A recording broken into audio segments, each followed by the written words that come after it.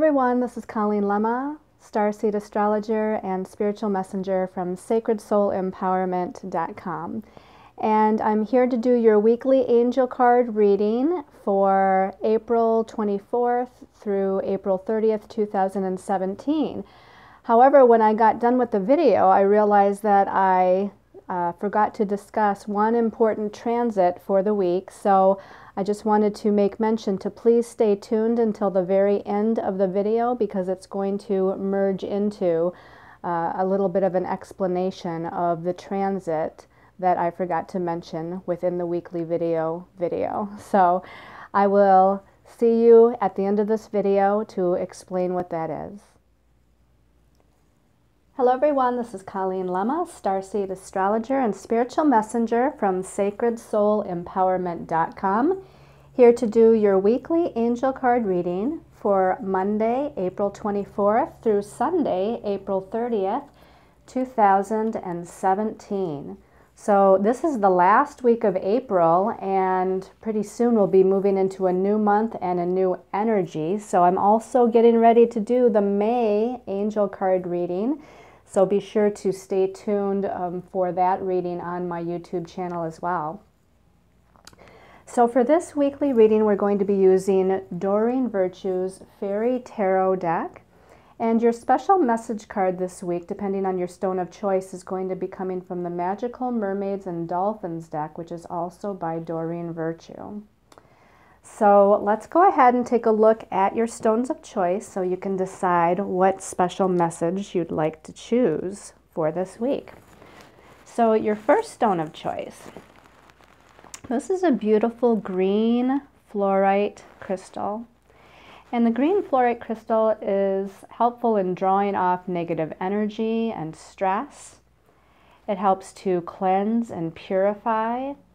It is very assisting with heightening your intuition, and also helps to quicken spiritual awakening.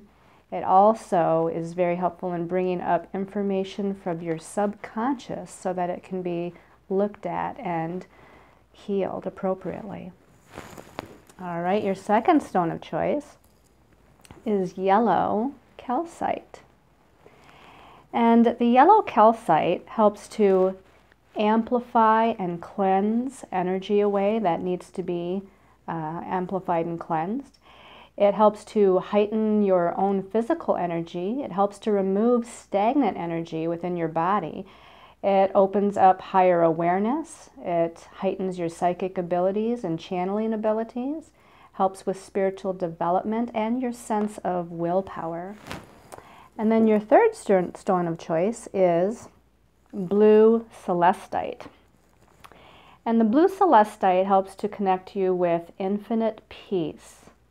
This also helps in spiritual development and urges one towards enlightenment. It's helpful for dream recall, clairvoyance. It helps to reveal the truth of the matter. And this is a very creative stone, so helping you with creative endeavors. Again, your stones of choice, and you can also think of these as far as the chakras as well. The green fluorite, which would be helpful for the heart chakra. The yellow calcite, which would be helpful for the solar plexus chakra. And the blue celestite, which would be helpful for the throat chakra. All right, so let's go ahead and delve into the astrology for the week. There's not a lot happening, but what is happening is going to be really important and powerful in its own right. On Monday the 24th, we have Mercury, the planet of communication, our thoughts, our ideas, and it's in a positive connection to Saturn. Saturn's been in Sagittarius. Saturn is the teacher of lessons. He helps to ground energy. He helps to manifest things. But also Saturn is known for bringing restrictions and limitations. However, this is a positive aspect between Mercury and Saturn. So I feel like this connection with Mercury being in the sign of Aries at this time, and it's still retrograde, by the way, this is going to help to bring into manifestation or focus and create, if you will, your ideas, your thoughts into a more positive reality. So use that energy in a beneficial way. Again, Mercury trining Saturn is a very positive energy that can assist us in many ways to be focused.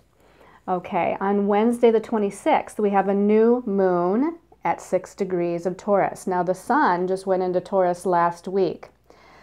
So here we have a new fresh energy. We're past that energy of Aries, which was that first sign of the zodiac, sign of new beginnings. Now we're in Taurus. Taurus helps us to take a step further, but Taurus moves in its own sense of time. Taurus is a sign of manifestation. It rules money, finances, it rules our values and all of our personal resources. And it's a sign of practicality and stability and security. So again, this new moon bringing new beginnings is going to bring the new beginnings in all those various aspects that we just mentioned that is ruled by Taurus. On Friday, the 28th, Venus is moving back into Aries.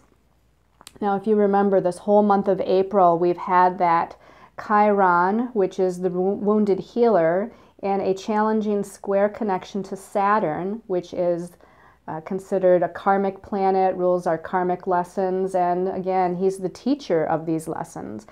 Now, that's been a challenging situation for this whole month, and it's still there. We're still going to feel Chiron square Saturn through the first half of April.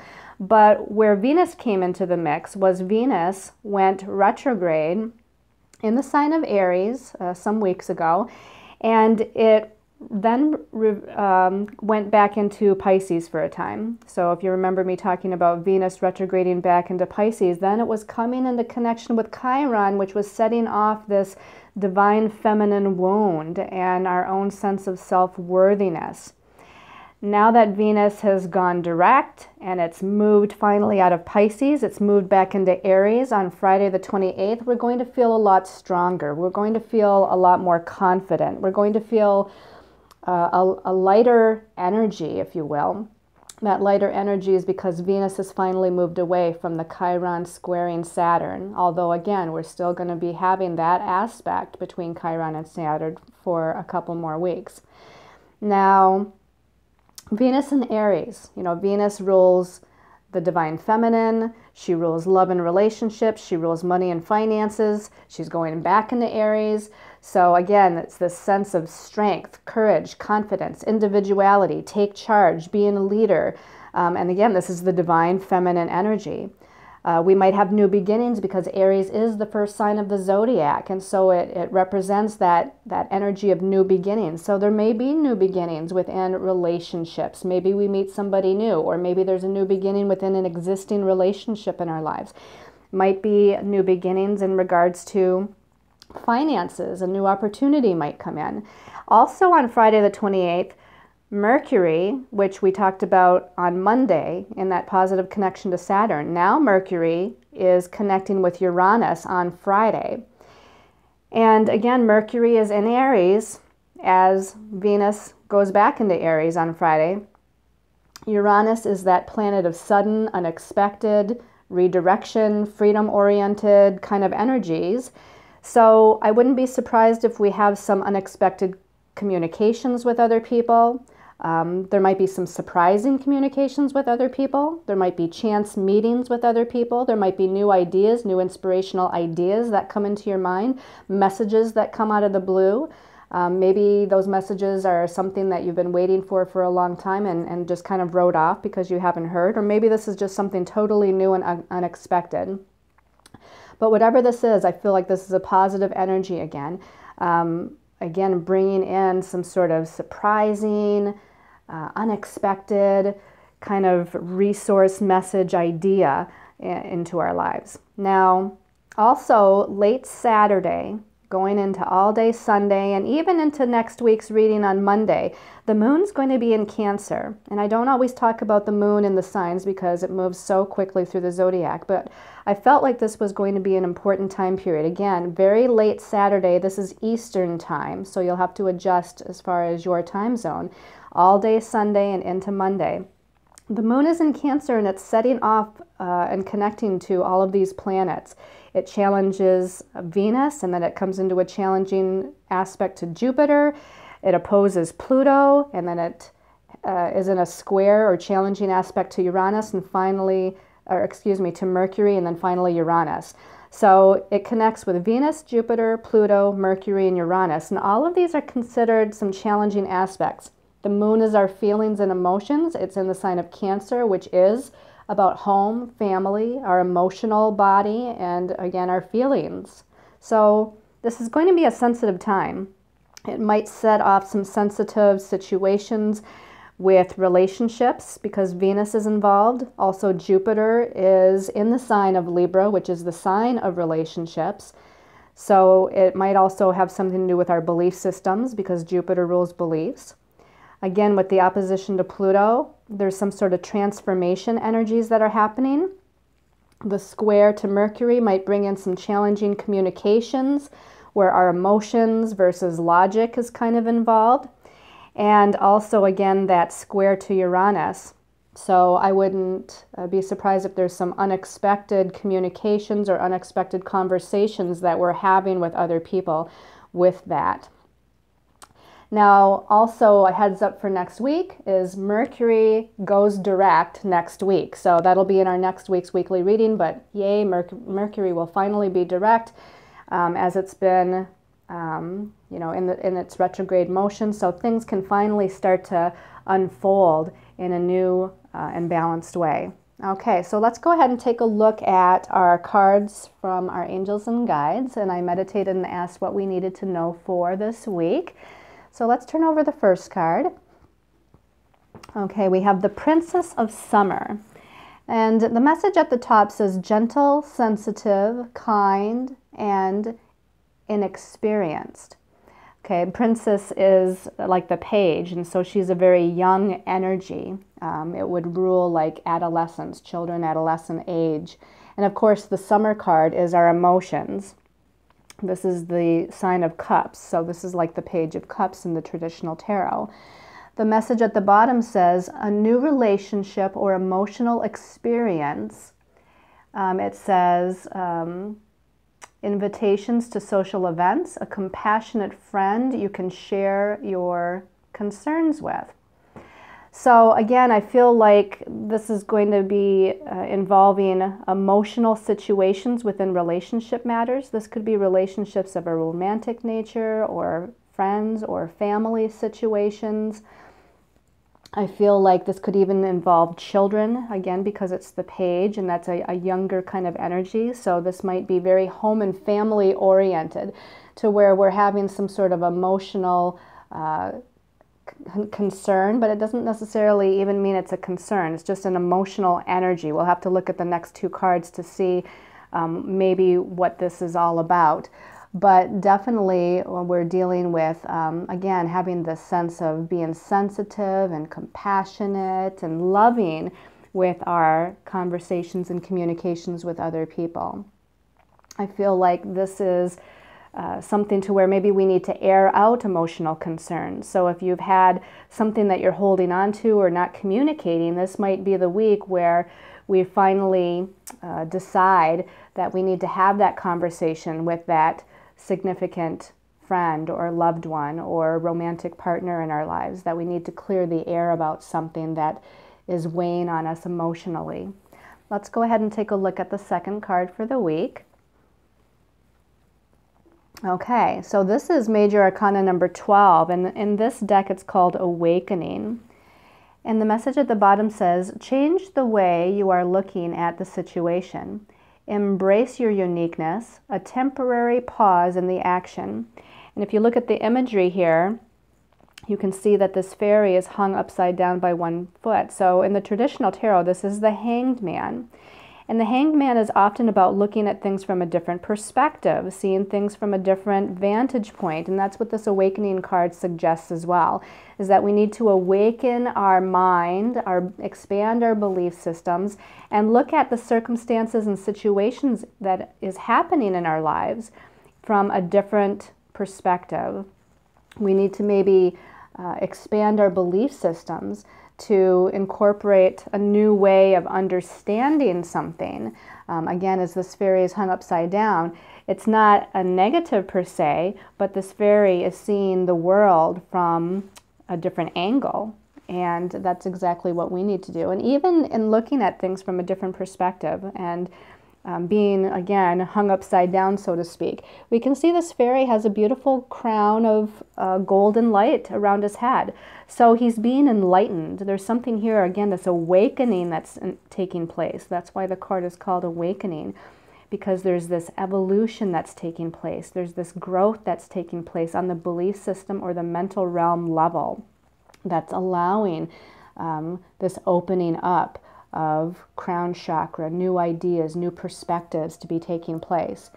Now, it does say a temporary pause in the action. I feel like that's because Mercury is slowing down this week, as I mentioned in the beginning of the video, that Mercury will turn direct next week. And because it's going to turn direct next week, it's slowing down this week, which causes things to slow down, causes activities to slow down, again, meetings, communications, anything that involves the mental realm is starting to slow down a little bit. So there might be a little bit of a pause before we're able to move forward in a quick way.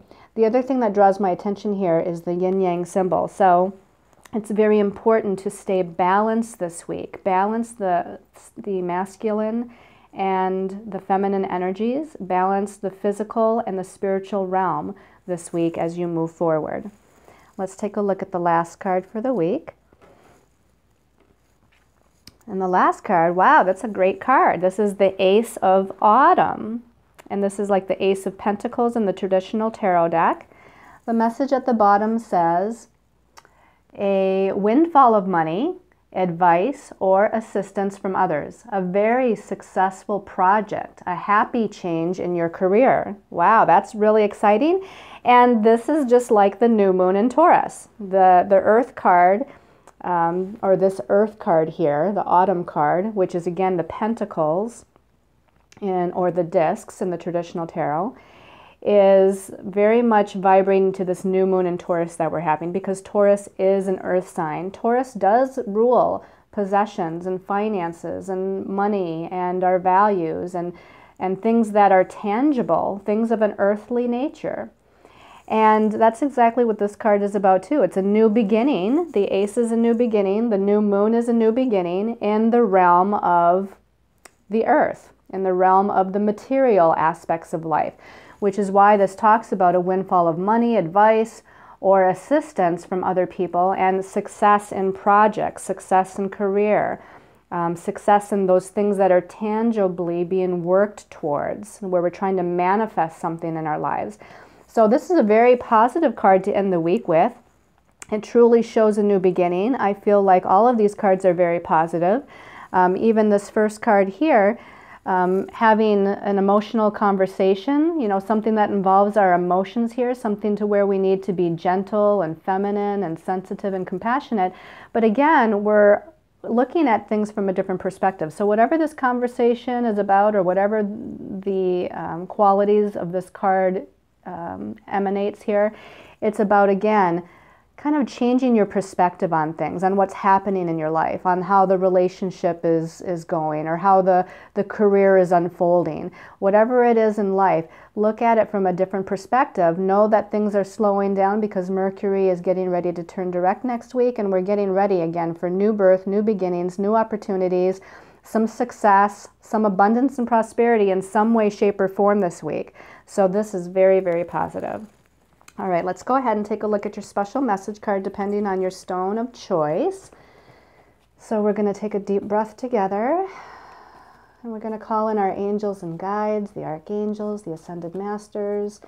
Ask for whatever message the people that chose the green fluorite needs to have. Okay. All right, so green fluorite, this one's kind of standing out. Green fluorite, protection.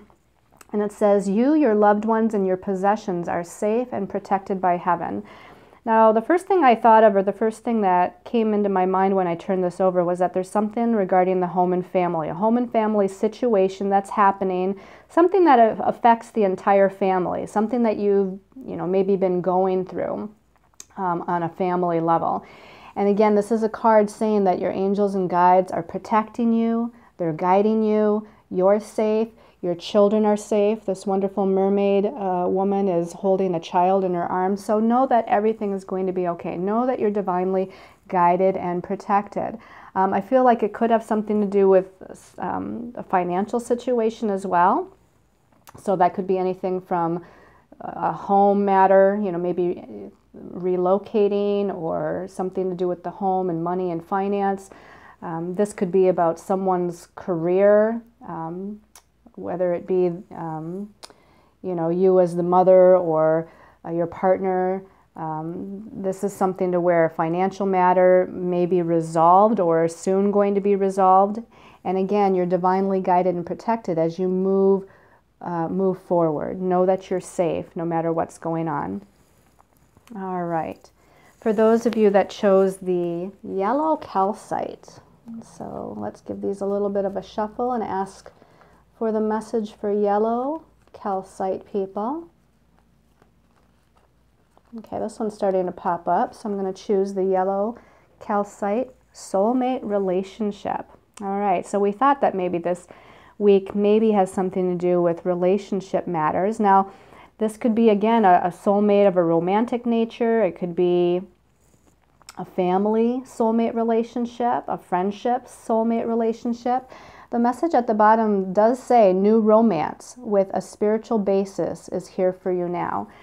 Now, again, this could definitely be that a romantic partner is coming. I know a lot of you have gone through some relationship transitions, maybe separations of relationships.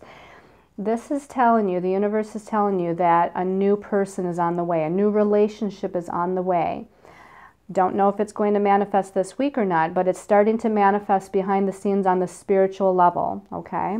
So start putting out your intentions, start doing your visualizations, make your list of qualities that you want in a person, maybe make a vision board of the qualities that your new soulmate relationship has, and put that up somewhere in the relationship corner, feng shui wise, of your home or your bedroom. Now, the relationship corner is the furthest right-hand corner, the farthest back right-hand corner of where you enter either your home or where you enter like your bedroom, okay? And that's where you're going to want to hang anything that deals with trying to manifest a new relationship.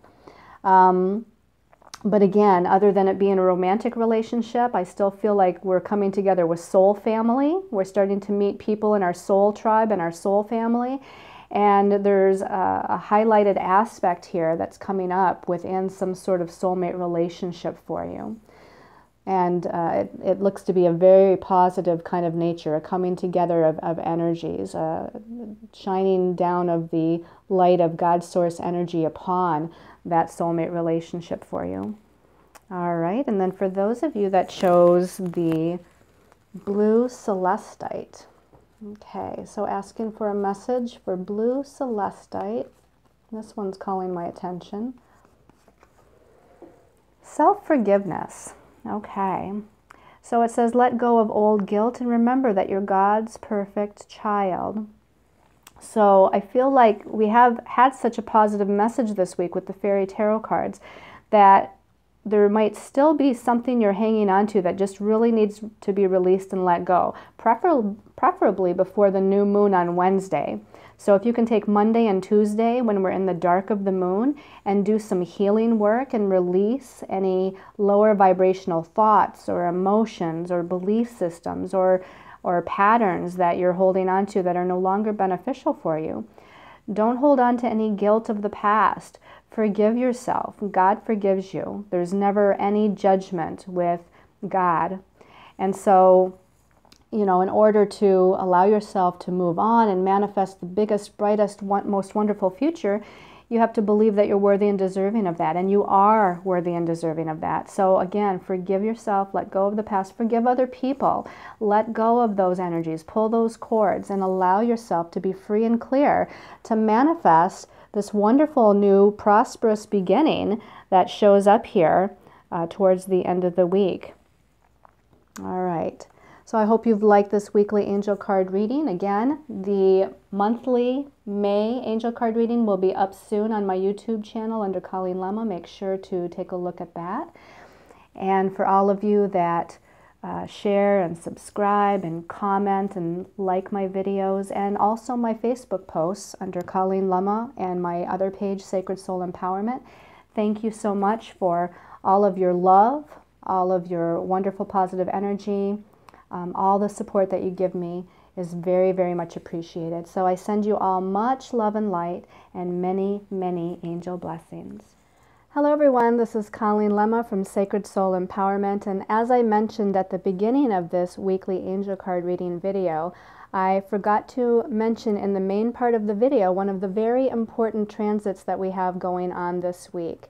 So I wanted to do a little addendum video and let you know what that is.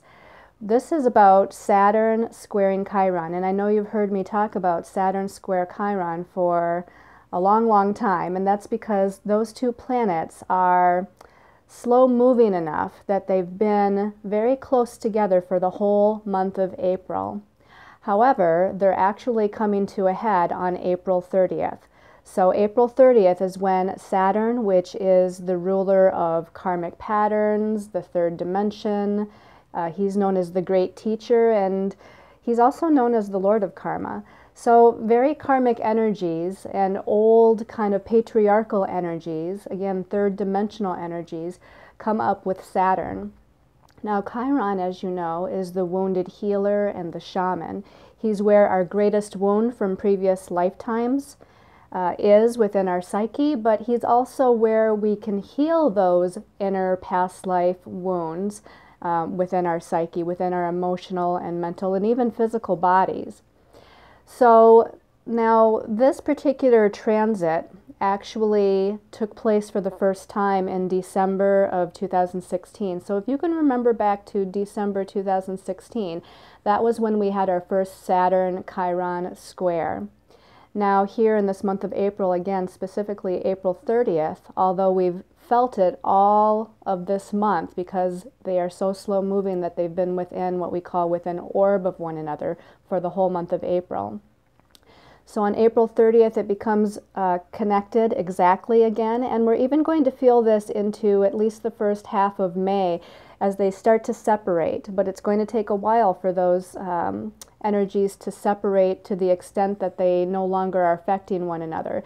So expect to continue to feel this through at least the first half of May.